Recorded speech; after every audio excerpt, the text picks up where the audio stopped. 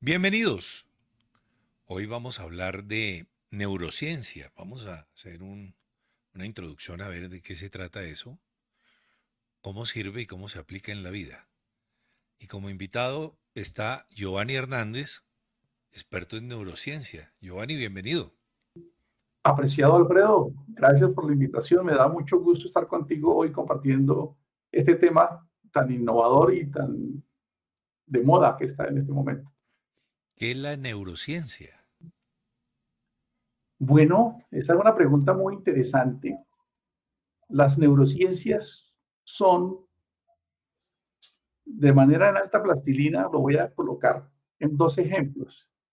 Mi teléfono tiene dos componentes. Uno, el frontend, que es donde está la pantallita verde llamar y rojo colgar.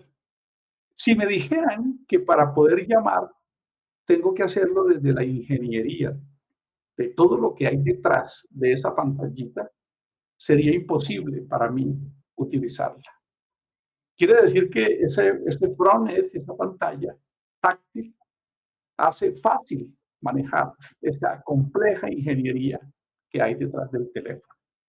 De igual manera, las neurociencias permiten que podamos conocer la complejidad de este majestuoso universo llamado cerebro, compuesto por un componente llamado mente, de una manera en que lo pueda entender. Así que lo primero que tenemos que hacer es definir qué son las neurociencias. Y afortunadamente en la palabra está la respuesta. Vamos a separarla. Neurociencias. Está compuesto por dos palabras. Vamos a definir la primera. Neuro significa neurona, cerebro o red neuronal. ¿De acuerdo? Y ciencias es un plural. Quiere decir que se suman un poco de disciplinas interdisciplinarias como la química, la biología, la física, la matemática, psicología y antropología, entre otras, para aprender cómo funciona, cómo se desarrollan, cómo se gestan tres dimensiones importantes: los pensamientos, las emociones y los comportamientos. Y a su vez, cómo estos tres inciden en los resultados que están teniendo todas las personas, en todas, escúchame por favor, en todas las áreas de la vida, desde el matrimonio, como padres, como profesionales, como personas y como ciudadanos. Apreciado Alfredo. ¿Cuál es su profesión de base, Giovanni? Mercadeo, pero toda una vida independiente y apasionado por el coaching, el liderazgo. Yo me formé con grandes escuelas internacionales en coaching, neurociencias y liderazgo. Claro, ¿y hasta qué punto mezclar todas estas disciplinas implican una responsabilidad hacia el público que las está recibiendo? Previamente, cuando me preguntaste en la entrevista qué podía colocar en mi presentación, te dije, experto en neurociencias. ¿Por qué? Porque es un gran desafío y una gran responsabilidad formarse en neurociencias. ¿De acuerdo? ¿Por qué? Porque tú lo acabas de decir, se necesita una polivalencia, se necesita hacer un concepto muy amplio sobre lo que son las neurociencias.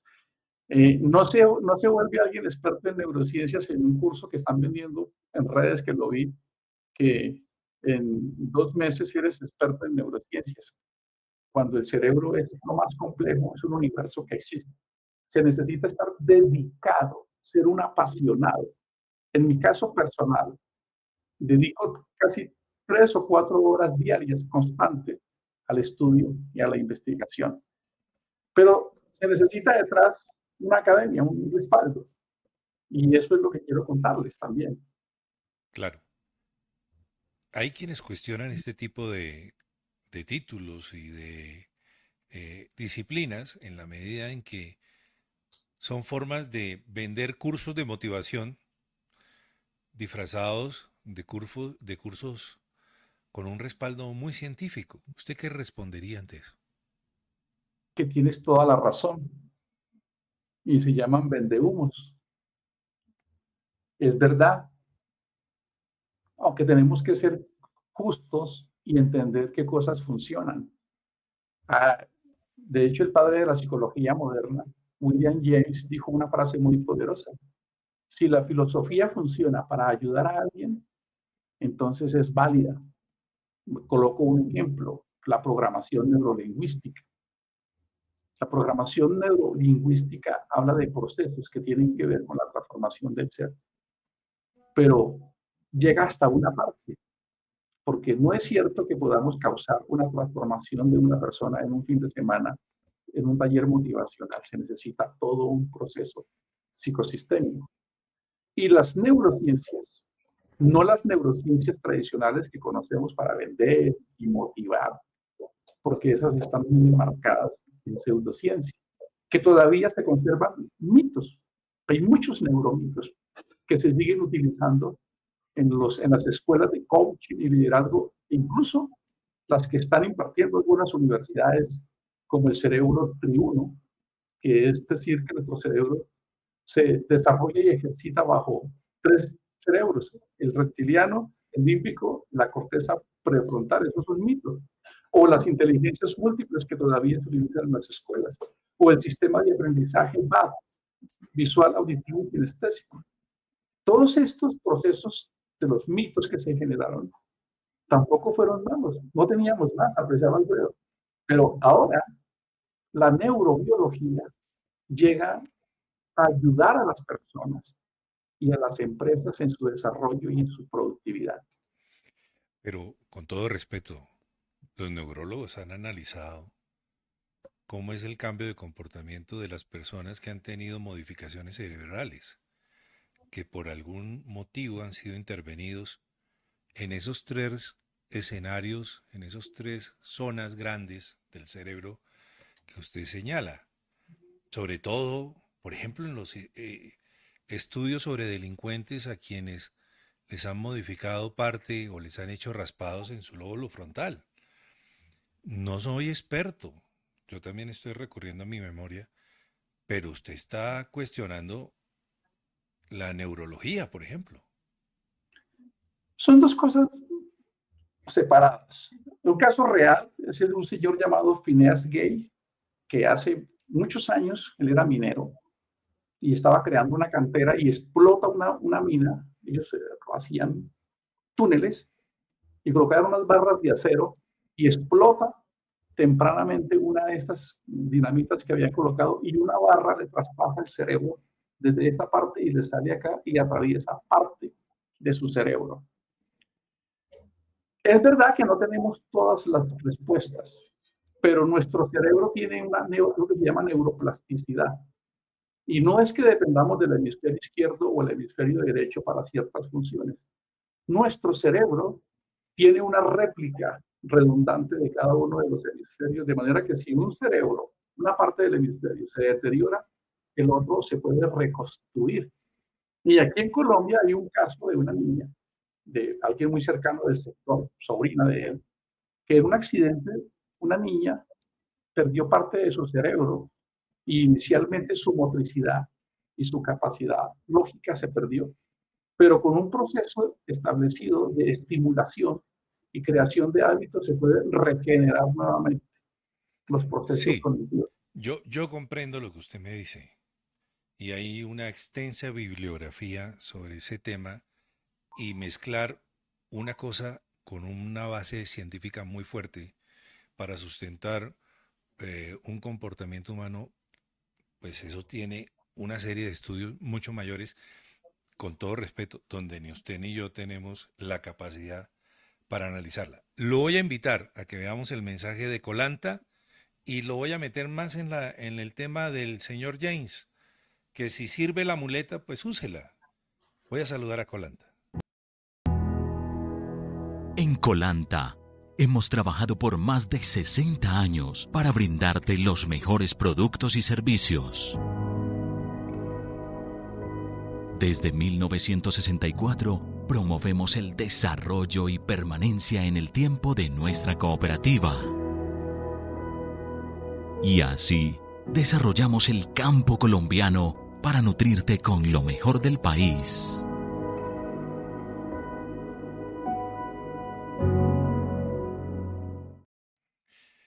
Don Giovanni, vamos a ponerle algo de positivismo. Yo voy a tratar de modificar mi posición crítica frente al tema y tratemos de tomarlo, yo voy a tratar de tomarlo desde el lado positivo. Si una persona se programa, se reprograma dentro de ese cerebro con neuroplasticidad y empieza a cambiar su vida y a decirse cosas positivas y a ver la vida de un color más alegre, pues lógicamente sus resultados tarde o temprano tendrán que ser positivos, como el que juega algún deporte o como el que practica algún deporte y cambia de entrenador y el entrenador lo empieza a modificar. Pues primero quiero felicitarte porque no me incomoda para nada las preguntas que tú estás haciendo con el rigor, porque estamos justamente preparados para responder al rigor, porque nos interesa que las personas sepan hasta dónde podemos llegar hoy con lo que se conoce el mapeo cerebral o lecturas magnéticas transcraneal, que ya están muy desarrolladas para identificar hasta el perfil de liderazgo de una persona. Ya llevamos muchos años. Lo que sí tenemos que entender es que todavía estamos apenas en los albores de conocer la profundidad del cerebro. Pero con lo que tenemos hoy ya hemos podido comprobar realmente. Hace pocos días estuve en la escuela de la policía, la DIEPO, hablando sobre la violencia. La violencia es un comportamiento aprendido. Los seres humanos vamos desarrollando todo este tipo de circunstancias. Entonces tú dijiste algo que lo voy a poner en la plastilina, se llama condicionamiento negativo o condicionamiento positivo. Voy a colocar un ejemplo que todos conocen. Adolfo Hitler. Su padre era un narcisista que lo quería obligar a que él estudiara una carrera que él deseaba. Y aunque nos parezca risueño, él quería ser un artista. Quería ser alguien que estuviera por allá metido en el arte y en las artes plásticas, pero su padre se convirtió en su principal opositor. Él fue quien primero lo invalidó y lo comparó. Cuando fue a las escuelas de artes plásticas en contra de la voluntad de su padre, un mal pedagogo le hizo ver que era un fracasado, lo programó, le dijo, tú no sirves para esto, debes escoger otra profesión. Lo intentó por segunda vez y con la formación de su padre, porque todos venimos con nuestro cerebro en blanco y empezamos a reconstruir nuestra identidad con la información que el entorno nos coloca. Por la segunda vez que fue a la escuela de artes plásticas, él no lograba configurar la identidad de una persona, dibujarla. Así que su profesor terminó desplazándolo totalmente. Y eso se le convirtió a Adolfo Hitler en un resentimiento interno y en el primer momento que tuvo el poder, pudo exteriorizar lo que era. Eso es lo que se llama un condicionamiento negativo. Un buen padre y un buen profesor seguramente hubiesen librado a la humanidad de 10 millones de muertes. Desgraciadamente ese ejemplo va a hacer que este video lo bloqueen. Y no lo va a ver mucha gente. Si el tráfico es bajo, mencionar esa palabra es una de las palabras vetadas dentro de las redes sociales. Seguramente, pero en mi caso no las han vetado. Yo diría que no te tienes que preocupar por eso porque las personas sí están esperando. Yo uso este lenguaje hoy en público y en mis redes y creo que es una oportunidad para que las personas se den la oportunidad. No he colocado el segundo ejemplo porque no todo está mal. Lo que pasa es que esto es bibliografía. Una de nuestras reglas es verificar. Esto que yo les estoy contando, cualquiera puede colocar en un buscador de internet o en el chat GPT y va a comprobar que lo que les estoy diciendo es totalmente cierto. Que eso es nuestra premisa, es verificar, no dar información que no se haya ido concisa. Voy a colocar un ejemplo más agradable de lo que es condicionamiento positivo, para que veamos cómo inciden, cómo las conductas se aprenden. Mariana Pajón nace en un hogar donde su hermano ya está un poco más grandecito. Su padre, que le gustan las competencias, compite en lo que es el automovilismo. Su madre, que le gusta el deporte ecuestre, que también compite. Y su hermanito menor, que también le gusta la competencia de la bicicleta, de la BMX. Mientras ella nace en ese contexto y está tomándose su compota y la dopamina y todas estas sensaciones, ella escuchaba el lenguaje tanto de su papá como de su mamá como de su hermanito. Ganamos, se puede ganar, somos campeones, llegué de primeras, soy la mejor. Todo ese constructo de ese contexto es lo que se llama un condicionamiento positivo. Así que cuando Mariana Pajón, emulando el comportamiento de su familia, decide competir en BMX, ni siquiera había niños que estuvieran preparadas para ella, así que tuvo que empezar a competir con niños, pero los niños que estaban al lado sí conocían el miedo y el fracaso y un lenguaje negativo en sus hogares, pero ella no conocía la derrota, ella no conocía el miedo, ella sabía que ganar era un estado natural para su familia, así que cuando ella se montaba en su bicicleta, ella sabía que iba a ganar. Y esas son las técnicas que están utilizando los grandes deportistas para rendir en el gran desempeño.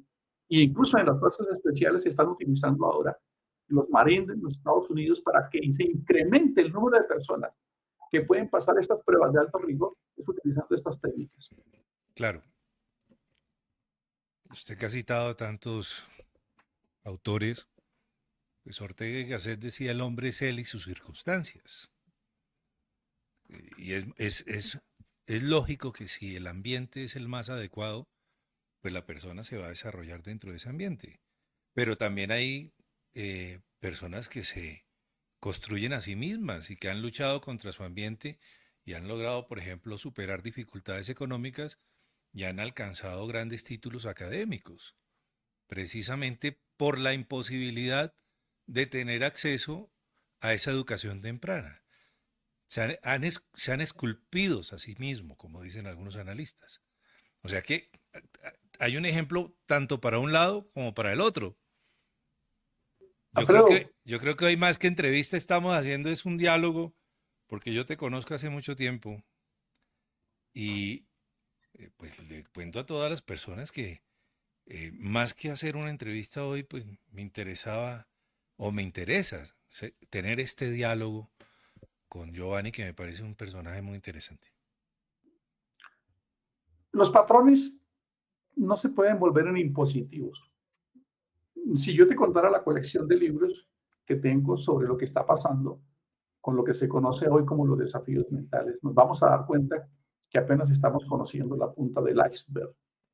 Así que efectivamente no es un patrón que padres buenos formen hijos buenos hacia el futuro. No es un patrón. Tampoco es un patrón que padres que no hayan sido ejemplos o que hayan sido el modelo ideal tengan hijos malos. No es un Claro, patrón. pero lo acaba de decir. Hay tantos ejemplos para un caso como para el otro. Eh, Claro, claro que va mucho en el individuo, en su capacidad, que eso es una palabrita que nos impuso las Naciones Unidas, de ser resiliente, de acomodarse a las circunstancias, de reaccionar al ambiente o a las condiciones. los principios espirituales los registran que hay personas que tienen un talento, hay otras que tienen dos y hay otras que tienen 5 talentos. E incluso el maestro, el neurocientífico más actualizado sigue siendo Jesús. Él dijo, hay personas que en su productividad diaria van a producir al 30, al 60 y al 100 por uno. Para eso se crean los equipos, porque no todos somos iguales y no podemos desconocer que hay personas que tienen Y el, unas habilidades. y el budismo y el taoísmo y todas las religiones del mundo hoy en día que han creado en torno a ellas, por ejemplo, en torno al yoga, una gran industria que busca lo que usted señalaba en los primeros minutos: silenciar el cerebro para que la tranquilidad permita que se desintoxique de tanto químico que tenemos, hormonales, porque nosotros somos una máquina bioquímica, dicen los expertos. Realmente tocaste un tema muy apasionante. Yo creo que vamos a tener que crear un programa constante de alfabetización para entender que nosotros tenemos una farmacia aquí en nuestra cabecita. Nosotros tenemos lo que se llaman los neurotransmisores, que son los mensajeros que obedecen a estímulos, que lastimosamente algunos creen que esas son las causas de los desafíos que tenemos. Efectivamente, nosotros somos capaces de producir los medicamentos internos que necesitamos para adaptarnos a las circunstancias. Si estoy en una situación de miedo, donde me siento amenazado, mi cerebro sabe qué tipo de neurotransmisores debe inyectarme. Entonces me genera adrenalina, me genera cortisol, me genera elementos para que yo me pueda adaptar y reaccionar a las circunstancias y sobrevivir. Claro, y también se habla de la química del amor, que dura 18 meses. Voy a saludar al Fondo de Garantías de Santander y le sigo preguntando sobre cómo utilizar la neurociencia para crecer. El sector solidario mueve el progreso del país. En Garantiza lo respaldamos con experiencia y soluciones financieras que marcan la diferencia. Diseñamos garantías que protegen tus créditos, cuidan la liquidez de tu entidad y fortalecen la confianza en cada operación. Con Garantiza reduces el riesgo de mora, impulsas la colocación de créditos y tomas decisiones estratégicas con mayor solidez. Más que cobertura, ofrecemos crecimiento financiero sostenible. Nuestras garantías respaldan sueños, impulsan proyectos y generan confianza en los asociados y en toda la comunidad. Contáctanos y descubre cómo podemos respaldar el crecimiento de tu entidad. Garantiza confianza que respalda, soluciones que transforman.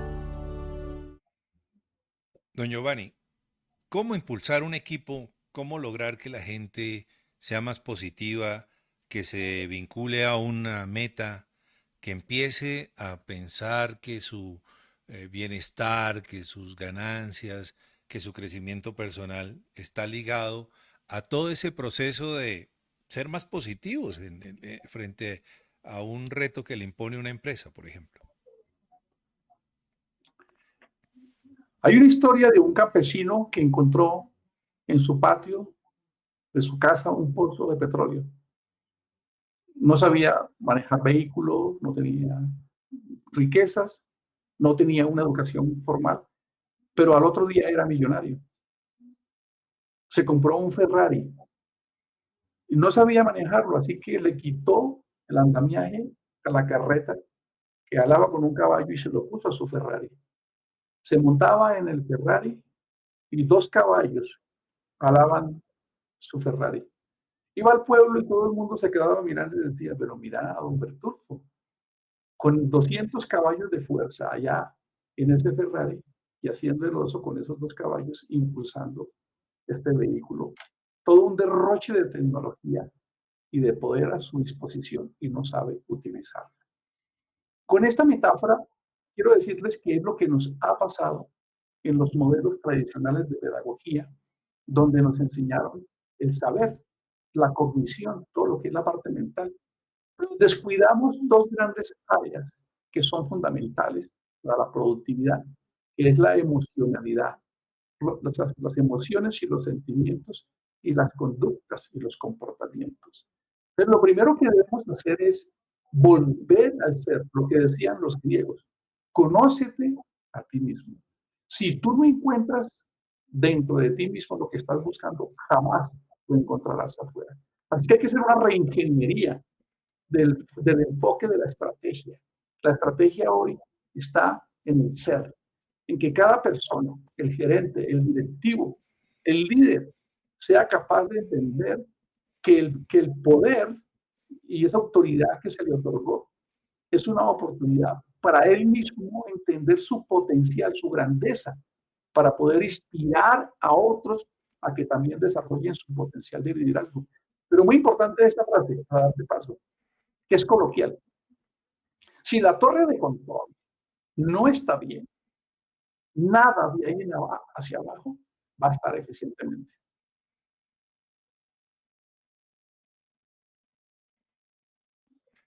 Sí, en eso no lo discuto, yo le doy toda la razón. Lo importante es tener en orden y bien amoblada la cabeza.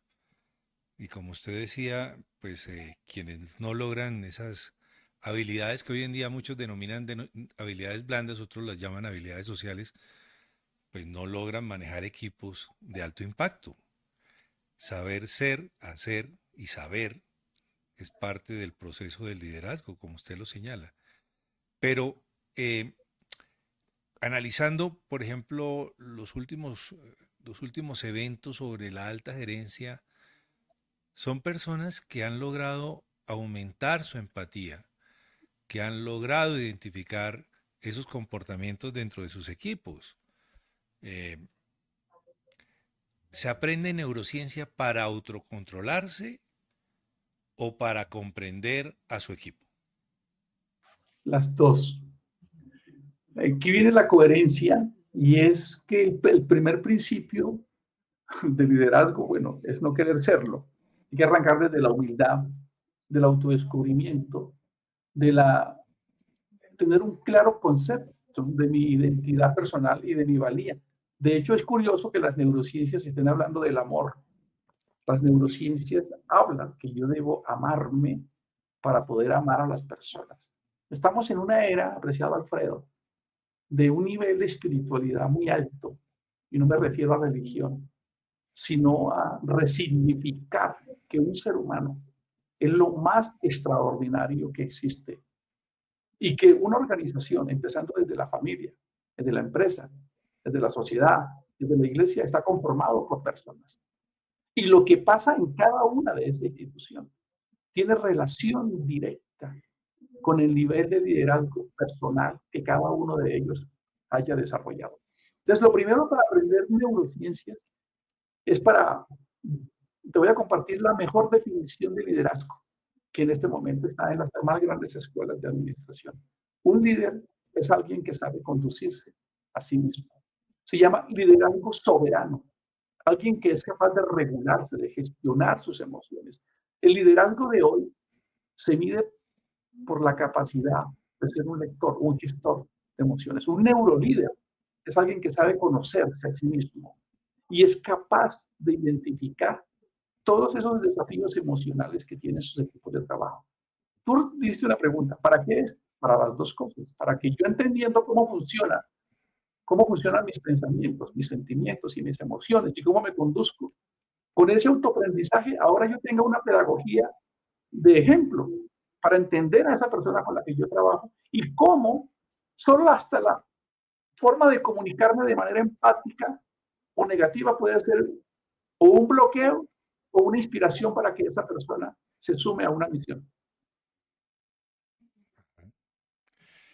Pues, Giovanni, muy interesante su planteamiento. ¿Dónde está usted presentando su propuesta académica para que las personas lo busquen y si alguien considera que este mecanismo de la neurociencia es una alternativa para su vida, pues lo puedan encontrar? Quisiera dejar una frase antes para que veamos por qué. Yo lo coloco de la siguiente manera, tomando el ejemplo del campesino. Tratar de educar o de transformar o de desarrollar el potencial de liderazgo de una persona sin saber de neurociencias es como querer fabricar un guante sin antes haber visto una mano. Entonces, esto se está convirtiendo, según Deloitte, para el año 2026, la industria de las neurociencias va a crecer en 721 mil millones de dólares en terapias conductuales o en coaching no farmacológicas. Así que esto se está convirtiendo, en palabras de Eric Kandel, premio de medicina del 2001, uno de nuestros mentores de nuestra escuela de neurociencias.